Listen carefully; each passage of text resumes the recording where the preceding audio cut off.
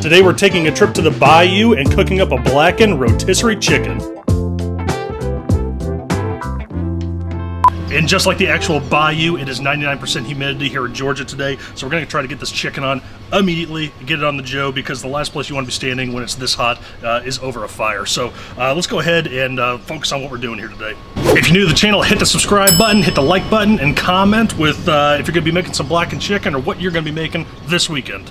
So I got about a 5-pound bird here, and one of the secrets that I like to do here when I'm rotisserieing a chicken is I actually like to open it up, take it out of the packaging, and let it sit in the fridge for about ideally 24 hours, but a couple hours will do it. And if you can notice, I'm not sure if it's coming across on the screen there, but this is really kind of waxy. It's not wet at all. There's nothing really, you know, you can see that there's really no moisture right there, and that's going to help, that dry skin's going to help it get nice and crispy.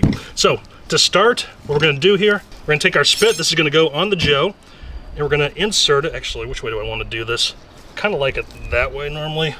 So I'm going to go down and through, and we want to secure both sides. The wings are always going to flap around a little bit. I'm not so much worried about them.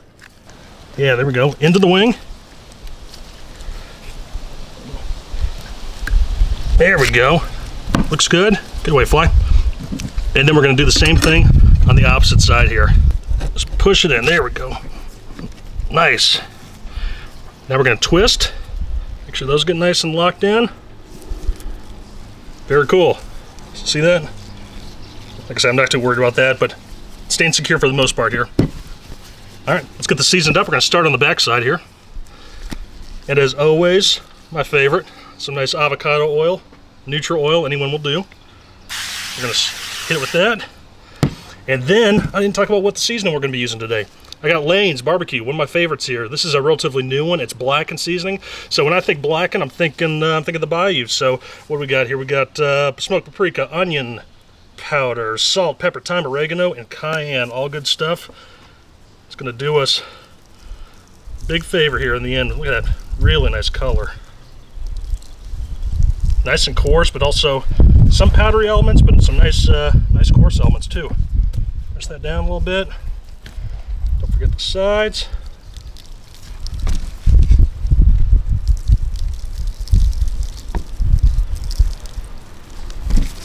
Okay, and we can always hit up some spots that we missed when it's actually on the rotisserie. Put that side. More blackening. More blackened seasoning. Come on, how good does that look? It's gonna be some amazing color, great texture. This thing's ready for the Joe. Can you tell it's hot? It's hot. It's standing over the grill, certainly not helping. But what we got here, I've got the grill up to around 350, 400 degrees using our favorite Fogo charcoal here, one of my favorites. I like it because I can actually get it online if I don't want to run out to the store. Got a link in the description if you're into it. But like I said, 350, 400. Got a little crack here on the top. About an inch or so opening on the bottom. One thing to realize with the Joetisserie is there's you're not going to have that perfect seal like you normally do have. There's always going to be a little bit of air here coming in from the side. So whatever you normally position for 350 degrees, I would go ahead and basically choke it down just a little bit more, because more air is coming in than what normally would be in the situation. So this is good to go. We're going to get this open here. And come on in here and take a look and see what we're doing here. I've called this out before, but it's a perfect occasion to do it again. This is the Kick Ash basket here, and you can see I got the coals here just on this one side, and I got this little rack here in the middle, which is keeping this side empty and this side just with the coals. And that's what you want with rotisserie. You don't want just a huge fire down here, because that's going to overcook your chicken or whatever you're doing real quick. So you always want there to be some area where it's not being hit by the heat. So before this starts raging too far, I'm going to go ahead and get this on in. All right, it's a little bit off. So I'm gonna move the chicken down just a little bit. There we go. Make sure those are nice and tight. And here's the beautiful part. Check this out. Bingo. Chicken's rotating. You can hear that fire already going when they hit it with a little bit of, oh, we got some wind coming in today here. Hit the spots we missed or that got rubbed off. Down there in the little pocket. Awesome. beauty about this recipe is that this is basically all we need to do. I'm thinking it's probably gonna be like an hour and a half or so, but we're gonna come back and check in just a little bit, so stick around. Awesome, it's been 45 minutes now. We're gonna pop this open, see how we're doing, and take a temp check. So, 350 degrees, been rolling. The juices are dripping down that coal. Hence all the smoke and the steam. But look at that, beautiful color. That's what you want with blackened chicken. That's the color I'm aiming for.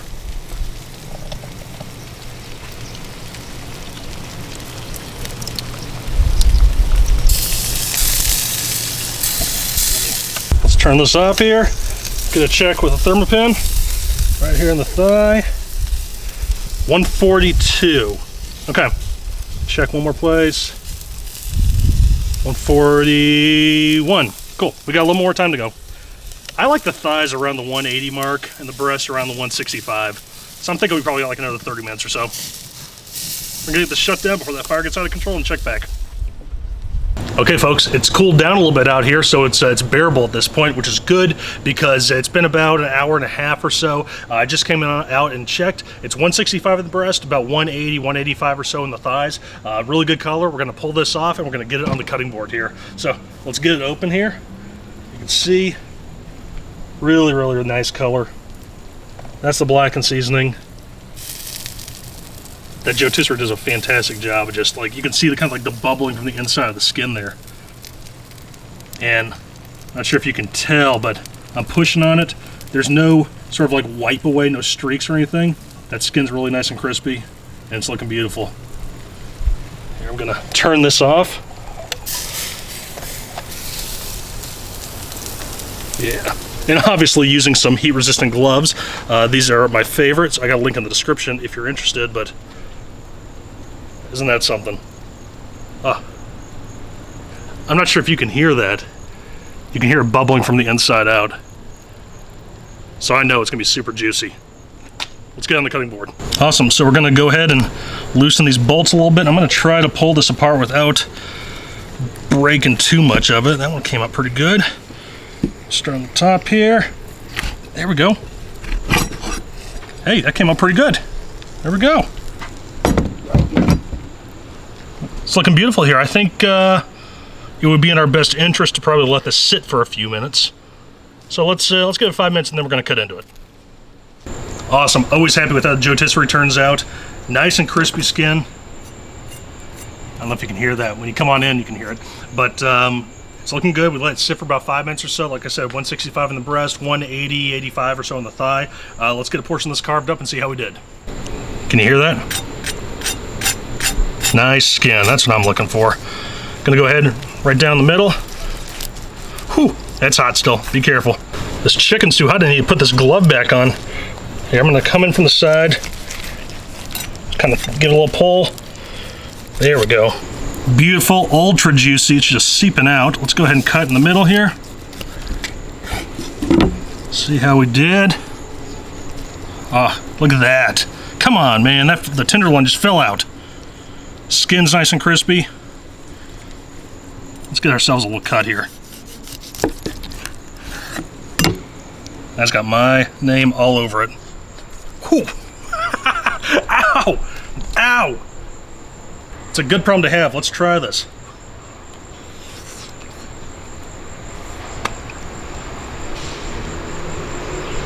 Wow.